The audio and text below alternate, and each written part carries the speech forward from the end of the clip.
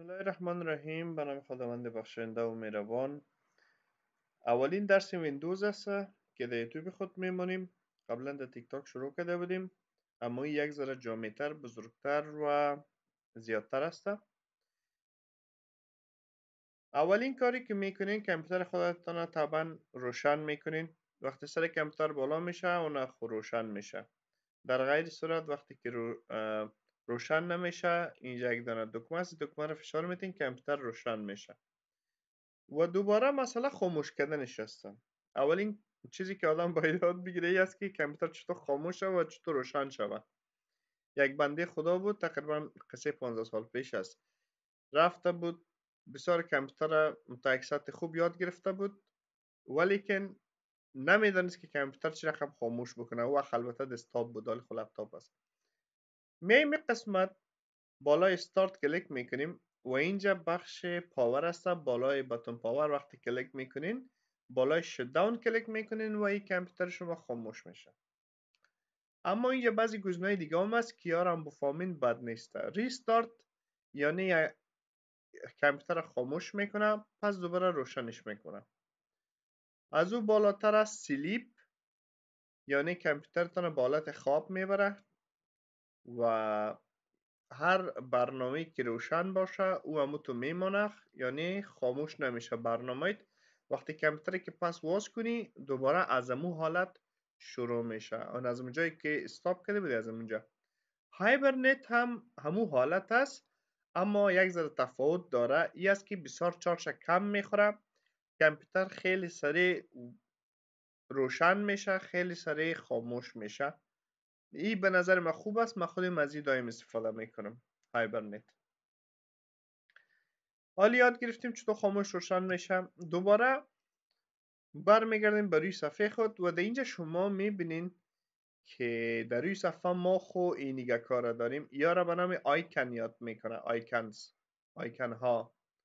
و در پشت سر عکس است، تصویر است، بک‌گراند پیکچر، که او را هم شما میبینین و تغییرم داده میتون. انشالله با درس های بعدی را ما با شما بسیار خوب توضیح میدیم که چطور شما تغییر داده میتونین.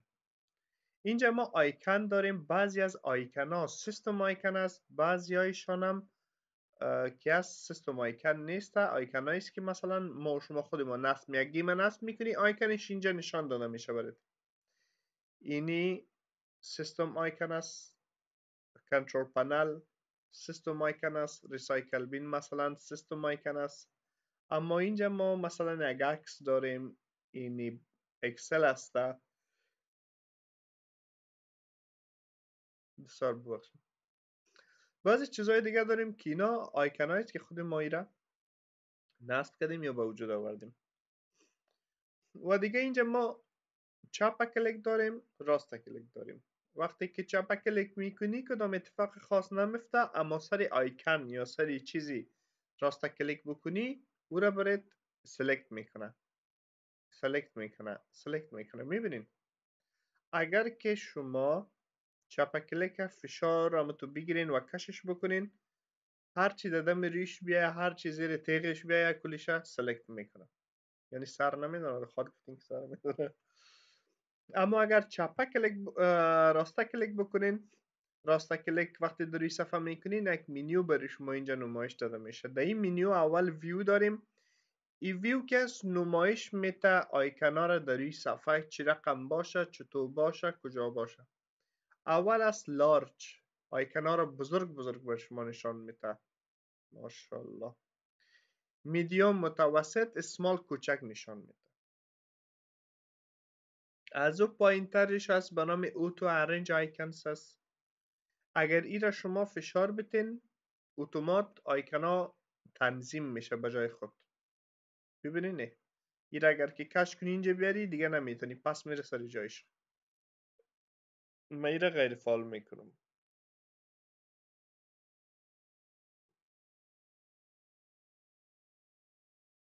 بخش الاین آیکنز تو گرید است. یکی است آیکن ها را به یک چهار چوکات منظم جورش میکنه. مثلا ایره مال غیر فعال کردم، ایره میارم اینجا میمانم، ایره میارم اینجا میمانم، ایره میارم اندک دیستر میمانم.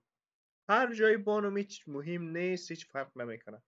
اما اگر من ایره بیایم امی بخش را فعال بسازم، بیایم بگویم فعال، یا باش در یک جایی ای کار کنم که شما راحت‌تر بتونین ببینید. اینه من ایره فعال میکنم. ایره میبینی که در خط راست میآید. میخوایم استر نمیشه، میخوایم استر نمیشه، در یک لاین مستقیم میآید. اینی خوبیش است. پس ایره فعال کنم که جا بجای شود، پس میرم ایره غیر فعال میکنم، یک ذره کار که ما آسان شود. از او پایین تر شو دسکتاپ آیکن است. ایره که غیر فعال کنی یا آیکن های دسکتاپ یا روی صفحه کامپیوتر دیده نمیتونی، پس میزنی میگه برادری رو برای من شو کن، نشان بده من گیج شدم، اینه پس برات نشان میده. از او استر میایم، از او پایین تر سورت بای است.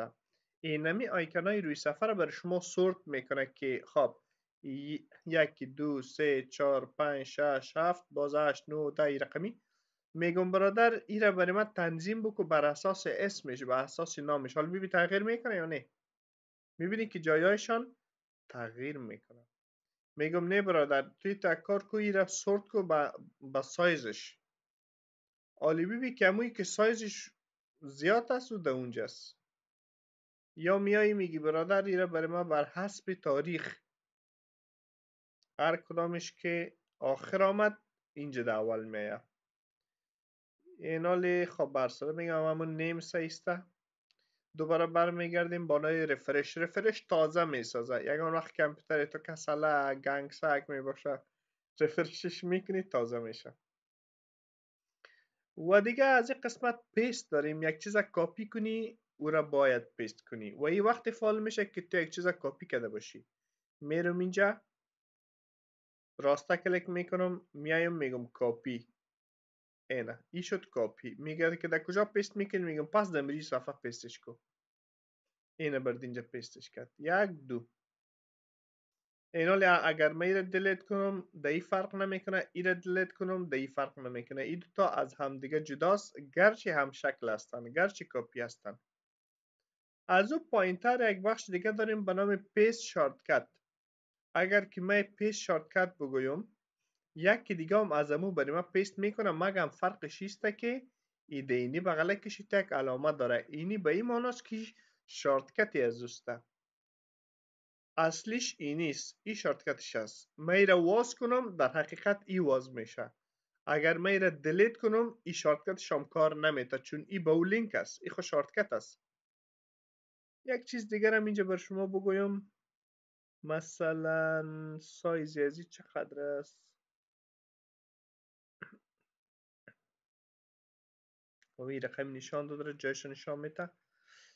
این سایزش که از زیاد هسته. آنها به طور مثال 95 کیبی است. میبینین اما این را سعی کنین یه اصلا وزن نداره، یک چیزی بسیار سبک است، یک لینک است. این با هم دیگه وصل است. بسیار زیاد توضیح دادم، انشالله فهمیده باشیم. من تو میگم براتون که شما بفهمید.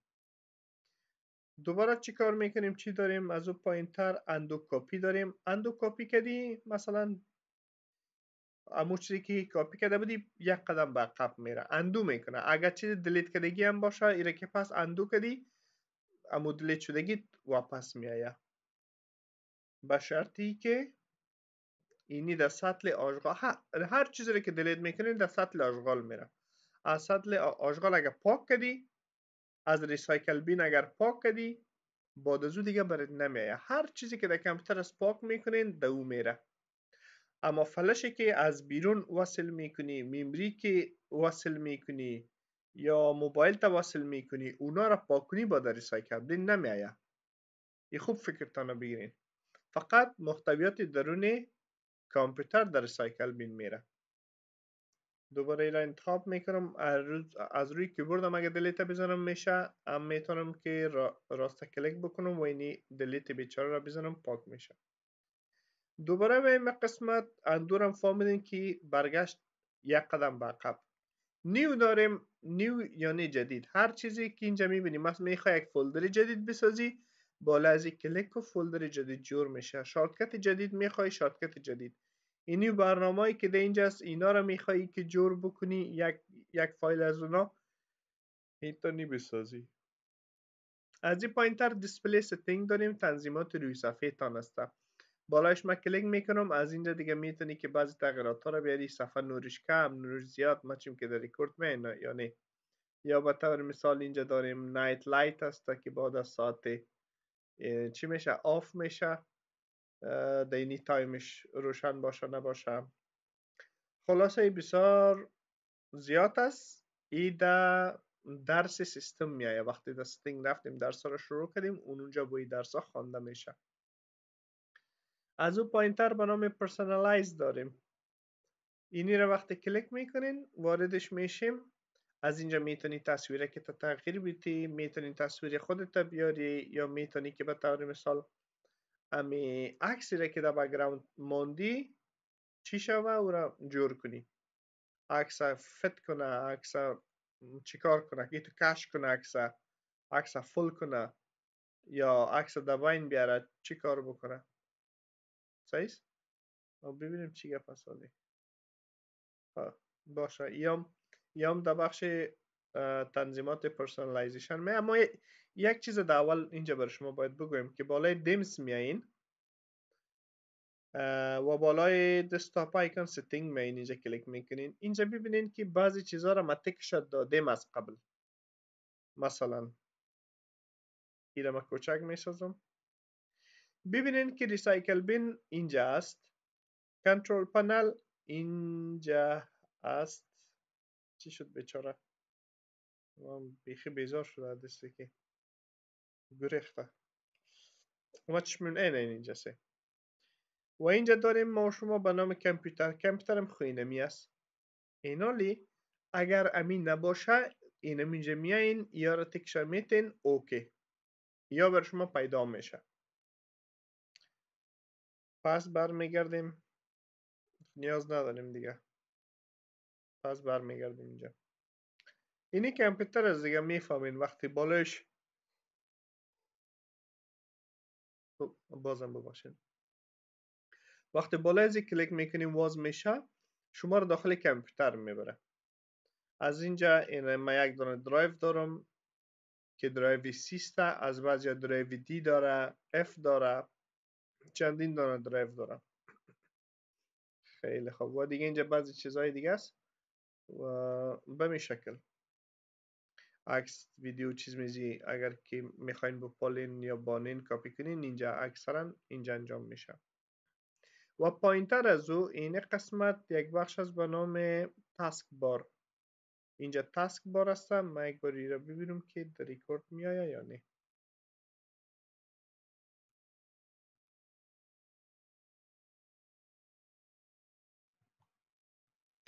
خیلی خوب. فکر کنم مالی باید فول اسکرین باشه. این قسمت ما تاسک بار داریم. شما میبینید تاسک بار ما در اینجا نام خدا بسیار سرش گیروبار است.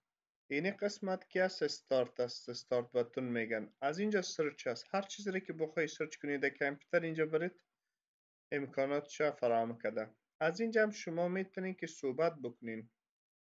از اینجا با بخش به نام کورتن است که میتونید صحبت کنین. از اون پالویش تاسک ویو است که اینجا برای شما نشان میده که چی باز است، یا به طور مثال اینجا چندین دانه دسکتاپ برای شما میده که شما میتونین ببینین. مال داولش هستیم. و دیگه پالوی از دیگه برنامه هایی است که روزمره آدم استفاده میکنه اینجا قرار میگیره. اینجا ما با هوایش و اینجا یک بخش بسیار کوچک است به نام هایدن آیکنز. میبینی که وای فای اینجا است، بلوتوت اینجا است، کامera اینجا است، بسیار چیزای دیگه در اینجا قرار داره. پس میره کوچک میکنم. و از این استرش هم بخش نوتیفیکیشن بار است که این اینجا بر شما یک دانه یک تا نوتیفیکیشن آمده عالی. ساعتش است، تاریخش است. اینجا زبان تایپینگ کامپیوتر میتونم تغییر بدم. میگم ما میخوایم که فارسی تایپ کنم، میتونی فارسی انتخاب کنی. اینجا که است مایکش است. اینجا صدای کامپیوتر است چقدر بلند باشه نباشه. به این شکل شما خیلی چیزا اینجا پیدا کردن میتونیم. و ما شما میریم سراغ یک سری چیزای دیگه. بعضی برنامه ها بیسیک در داخل ویندوز موجود می باشه. چطور پیدا میکنیم؟ طریقه اول بالای استارت کلیک میکنی و اینجا میتونی که بپالی پیدایش بکنی، یا اینجا در سرچ نشته میکنی که اینجاست نوتپد، میتونی که نوتپد اینجا کلیک کنی برات باز میشه، یا برو در سرچ اینجا سرچ کنی نوتپد اونو ببین برات آمد، انتر بزن برات باز میشه به این شکل. یا هم میتونین که ویندوز کی را همراه آر فشار بتین برتان رن واز میشه، وین کی. حالا ما بر شما باید کیبورد را بگویم، قبل از اینکه ما رو بر شما بگویم برنامه را بر شما توضیح بدم باید کیبورد را بر شما بگویم که کیبورد چیست. خیلی خوب، فکر کردم کیبورد است، کیبوردی نبوده. خیلی خوب، اینجا ما بر شما یک تصویر آوردیم که خیلی واضح و ساده بر شما تشریح بدم که کیبورد از کدام بخشا تشکیل شده و چی کارا را میکنه. اینجا را که شما میبینید به نام تایپ کی یاد میشه، اما اینجا نوشته کرده که الفابتس کی، هم صحیح است، تایپ کی هم صحیح است که از اینجا تایپ میشه. از اینجا ما شما اسپیشال کیس اینیا را میگه مکمل، شفت است، کنترل است، آلت است، اینی دکمه که اکثرا فاصله است، اینی وین کیست، ویندوز کی است، اینی دکمه که پیشتر میگفتم، اینیا کلش اسپیشال کی است. اینجا با نمبر کی یاد میشه، نمبر کی یعنی 1 2 3 4 5 6 تا صفر، و اگر که شفت فشار بتین اما تو فشار گرفته یکی از اینا را کلیک بکنین، یک بعضی از علامت ها را بر شما میته، اونجا در پولیش هم نشته است. اینجا به نام فانکشن کی است، اینجا بر شما میبینید که نشته کرده فانکشن کی از امو F1 شروع تا به F12 را بر شما نشان میته. ایام که از کارهای خیلی جالب میکنه، این هم انشالله با درس های بعدی بر شما خواهد گفتیم. این اسکیپ کیست که اکثرا وقتی که ویندوز میکنین از این استفاده میکنین، مثلا کامپیوتر خاموش میکنی پس روشنش میکنی برای یک چند ثانیه وری اما لوگو در این صفحه میایه و در بغل سمت چپ در زیر نوشته میشه که اسکیپ فشار بتین اگر میخواین با منوی ویندوز برین. یا این قسمت به نام نویگیشن کیس هست، اینجا مثلا اکثرا برای گیم استفاده میکنن و بعضی چیزهای دیگه، اینجا بعضی دکمه دیگه است که پرینت اسکرین هم در قسمت موجود است. اینجا به نام کلکولیشن کیس است، یعنی اینجا هم اعداد است، 1 2 3 است، انتر است، به این شکل منفی مثبت جمع تقسیم اینیا می باشه فکرتان اگر باشه.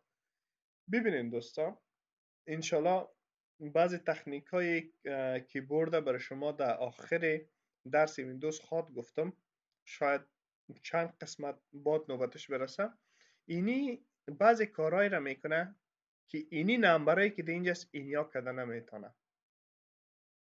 بسیار جالب است. خیلی خوب، آشنا شدین، یاد گرفتین. اگر یاد نگرفتین باز ویدیو رو سر کده گوش بکنین. از این خارج میشیم، میریم سراغ ادامه درس ما. ادامه درس ما در کجا بود؟ وین کی را بار فشار میتین، ویندوز کی را بار فشار میتین. اونجا با شما نشان دادم که ویندوز کی در کجا بود دیگه، اینا میفهمین. اینجا رن واز میشه، از رن شما نوشته میکنین که نوتپد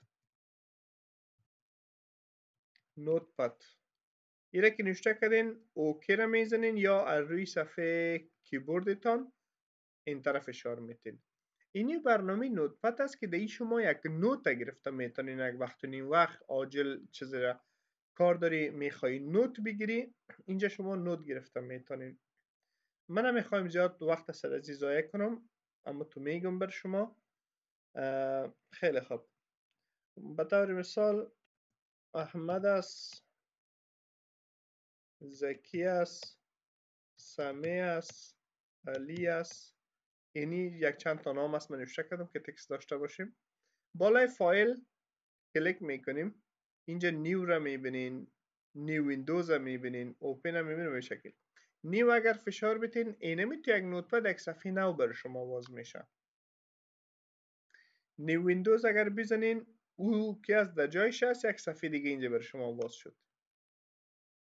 از او پایینتر اوپن است. اگر کدام فایلی که قبلا سیف شده باشه داشته باشین اوپن بزنین برین او را باز کنین. ایره که میزنی میگه برادر این 4 تا نام که اینجا نوشته که ایره میخوای سیف کنی یا سیف نکنی یا کنسل میکنی نورمال پس ادامه میدی. من میگم نه کنسل پس نورمال ادامه میدم. از اینجا پایینتر سیف است. ایره که بزنی دیگه بر ذخیره میکنه. سیف از اینمی فایل به چندین نام دیگه ذخیره میکنه. میگم سیف بیا که میره دیگه بریم تا آخرش. نوشته میکنم که 1122 نامش رو سیف کردم. میگم سیف. حالی اینمی تو یک فایل آمده در این صفحه نامده این 1122 آمده. از او پایینتر از سیو از حالی سیف خونه سیف کرد. سیو ازش چیست؟ سیو از یعنی که اینمی فایل چندین بار دیگه میتونی سیف کنی. ایره که من میزنم میگه با سیف میکنی. میگه ما شکر. نامش یک ذره تغییر میتونم 112233 اینه. میگم سیفش کو برادر. حالی سیف شده. اینجا میبینی آمد 112233. او بیچاره دیگه 1122 بود. این حالی من هر تغییراتی که بیارم سیف کنم دی سیف میشه. مثلا میگم که ولی سنیو بدر ولید. حالی میرم میگم سیف. اینا ما کلوز میکنم 1122 میزنم. اینجا خب ولید نیست. این دینمی ولید است. حتما دیدی که ولید دینمی است. و از اون پایین تر اینجا ما شما به نام پیج ستاپ داریم. میره که بزنی باز می تنظیمات سفر میتونی جور بکنی. سایز ورق چی باشه میگم A4 باشه. سورسش چی باشه منبعش چی باشه میگم منبعش هم اینه. اینجا میتونی که انتخاب بکنی. اینجا ما شما به نام اورینتیشن یا چی بگم افقی و عمودی به فارسی میگم که افقی باشه. میگم نه عمودی باشه. پورتریت لندسکیپ. از سمت چپ چقدر فاصله داشته باشه از راست چقدر فاصله داشته باشه از بالا چقدر فاصله داشته باشه از پایین چقدر فاصله داشته باشه. میگم اینجا خب 20 است. میبینی که مارجینش اندازش به میلیمتر است. میگم نه 20 میلیمتر نباشه امی 50 میلیمتر باشه. اوه ببخشید 500 شد. اینه 50 دایرکت اینجا دیده میتونی. میگم نه بیادر خفه نشو شوخی کردم. اون 20 صحیح است. هیدر میتی فودر میتی برش. یعنی اگه من هیدر بیتم میگم سلام و در فودر میتم خدافز. آموزشیست دیگه. سلام که من در هیدرش نوشته کردم یعنی در هر صفحش وقتی پرینت میکنی در هر صفحش سلام میایه و در زیر تمام ورقا در فوترش خدافز میایه. میره کنسل میکنم که دروغی ثبت نشوه. میریم یک قسمت به نام پرینت یک بخش داریم. میره که میزنی برد پرینت میکنه. انتخاب میکنی که توسط کدام پرینتر میخوای پرینتش بکنی. اگر پرینتری که میخواستی در اینجا نبود باز برو دیگه در از بخش ستینگ اول پرینتر تا نصب بکن بعد از او بیا پرینت کن که نصب پرینتر انشالله در درسای بعدی میخوانیم. و این قسمت هم چی است لوکیشنش هست هیچ چیزا مهم نیست که در کجا موقعیت داری چی داری مربوطتون میشه بگو. پیج رنج که هست اینجا خب حالی ما یک ذره کانتنت کم داریم یک ورق هم نمیشه. اگر ورق شما زیاد باشه باز امو ورقی که سلکت کردین چاپ میکنین یا چند تای دیگر چاپ میکنین. بیا میره برای شما یک ذره بهتر بگویم. چه کار میکنیم؟ انتخاب میکنیم کنترل سی که کاپی شود کنترل وی زدن میریم به زور خدا زیاد شود. این حالی کاری که ما انجام میتیم. باز میریم کنترل پی. پس رفتیم دمو جای چاپش یا پرینتش. این حال یا غیر فعال است. چی وقت فعال میشه؟ وقتی که تو بخوای یا را سلکت کنی. میگم اینه مقدر باز کنترل پی. اینیا باید فعال شوه، این اینجا باید فعال شوه. یا کانتنت ما کم است، محتوای ما کم است، نمیدونم. کنترل A، کنترل C، کنترل V،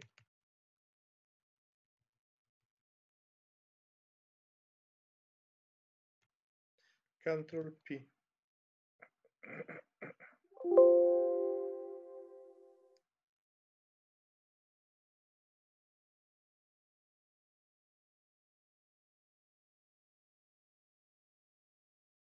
فایل بالای پرینت.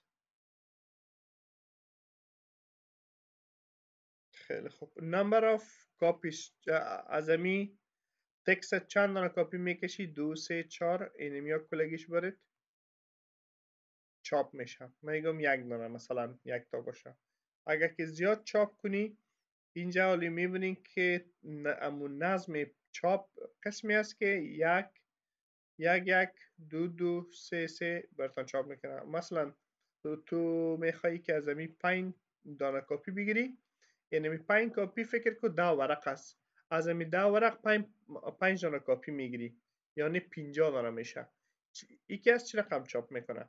اول 5 دانه صفحه اولی تا چاپ میکنه، با 5 دانه صفحه 2 تا چاپ میکنه، باز 5 دانه صفحه 3 تا چاپ میکنه. اما اگر ایره بزنی باز نظمش تغییر میکنه. از صفحه اول تا صفحه 10 را یک دفعه چاپ میکنه، از صفحه اول تا صفحه 10 با دفعه دوم چاپ میکنه. این رقمی است. خیلی خوب. خوی فال نشد دیگه. فکر کنم از خاطر پرینتر باشه که پرینتر انتخاب نکردیم، ولی خب اینجا ما وصل نیستیم در پرینتر، به احتمال زیاد به این خاطر نشدم. خب کارش فهمیدین. این پیج کی هست؟ پیج خاطر ازیست که مثلا میگی من برادر امی صفحه 5 تنها کار دارم، اینجا 5 میزنی اونمو برای چاپ میشه، دیگه صفحه برای چاپ نمیشه. اینی بود بخش پرینت. از او استر میم اگزیت است که بزنی خارج میشه. باز میگم نیم بیادر مالی کار دارم. ادیت بالاش کلیک میکنی. ده ادیت چی هسته؟ اینجا داریم اندو. کنترل زد یک قدم به عقب میدی. به طور مثال ما کنترل ای را فشار میتم، میره دلیت میکنم، دوباره بالای ادیت میم آلی میبینی در این صفحه هیچ چیز ندارم، میگم اندو، اونمو کلش پس میه. از این قسمت کت داریم. اینمی در کلگیش مثلا میتونی کت کنی. من میگم اینمی سمی که در اینجاست اینمی کت شوه، از اینجا برداشته شوه. خب فکرتانه بگیرین. میبینی که از اینجا ایره اصوکت میگم که در پالوی علی بیاری را همسایه علی شوه. اینجا پیستش میکنی. علی پیست شد. علی سمی. دیگه در اینجا کت داشتیم. کپی هم کن. میفهمی کپی میکنه از یکی به دیگه، فقط کت وری است. دلیت هم پاک میکنه. search with bing. خب این دیگه میرسونه اینترنت که در اینترنت رو سرچ کنی. فایند است، میتونی که یک چیز را پیدا کنی. میگم اینجا خود زیاد نوشته است، زیاد ناماست. من اینجا میخوایم زکی را پیدا کنم. نوشته میکنی زکی میگه برادر فایند که پیدا کن. میگه اینه یک زکی. میگم دیگه اینه دیگه چند تا زکی بوده. اینی هم چی هست؟ پیدا کردن است. خیلی خوب. ایدیت بود. و اینجا بخش فایندکس هم خونه فایندکس کردم. فایند پریویوس هم گفتم اونه فایند پریویوس، یعنی که زکی پیشنکه است، زکی پسنکه است، این رقمی. ریپلیس داریم. میگم برادر اینم اینجا هر جایی که زکی را پیدا کردی به جایش غلام چیکو اضافه کو. میگم ریپلیس آل. اگر که یک تا پیدا کرده کدام زکی خاص را میخوایی که تبدیل کنی او خط شلاید است. اینجا باز دیگه فایندکس فامیلی زده برو که برات یافت کنه. اما اگر که زدی ریپلیس آل تمام زکی ها را برات تبدیل به غلام جان میکنه. اینه که زدی کو اینجا کدام زکی میبینی؟ زکی نیست نه، همه گیش غلام است. به این شکل میتونی که از این استفاده کنی. دیگه هم ریپلیس بود گو تو برو به چی مثلا اینجا میزنیم که برو به مثلا لاین سوم که زیاد درد سر نشه اینه سوم. حالی در سعی کنین که می چیزتان امی پوینترتان در کجا بلبل کرده در سمینه 1 2 3 حال در لاین 3 رفت. اینی خدمت میکرده. دیگه اینجا داریم سلکت آل. خب میفهمی کلیش سلکت میکنه. اینجا داریم دیت ان تایم. جایی را که میخوای دیت ان تایم بندازی دیت ان تایم اونجا اضافه کرده میتونی. اینا ما بالش کلیک میکنم. فکر کنم به جای غلام دیت ان تایم بیایه یا ساعت و تاریخ بیایه. ساعت و تاریخ به جای غلام جان آمد به زور خدا. اینی هم بود بخش ادیت. فرمت داریم. این فرمتش هم ورد و طور مثال فونت و میره که وقتی که میزنین حالی میبینین که اینا همگیش به یک سر به این شکل نشان داده میشه. اما اگر کی را غیر فعال بکنی و بیای سری فونت یک سری تغییرات سایزش و تغییرات فونت یا مو نوشتن و خط و بولد کردن است اینی نوشتهشه تغییر میتی میگم این تو باشه این خوبی مردار است مثلا اینه بولد اوک حالی خطا تغییر میکنه. دیگه هلپ داریم. هلپ هم که میفهمین که کمک میگم. اینی بخش نوتپد بود. خیلی خواستم که سریع و خلاصه توضیح بدم و خب دلیت یک دوم دلیت. یک برنامه دیگه هم وجود داره باش چند دقیقه شد من میره ببینم با عرض معذرت که زیاد نشده باشه. درس ما زیاد شده از 32 دقیقه شده. ادامه از این درس دار انشالله روزی بعد خواد خوانده موفق سر بلند باشین.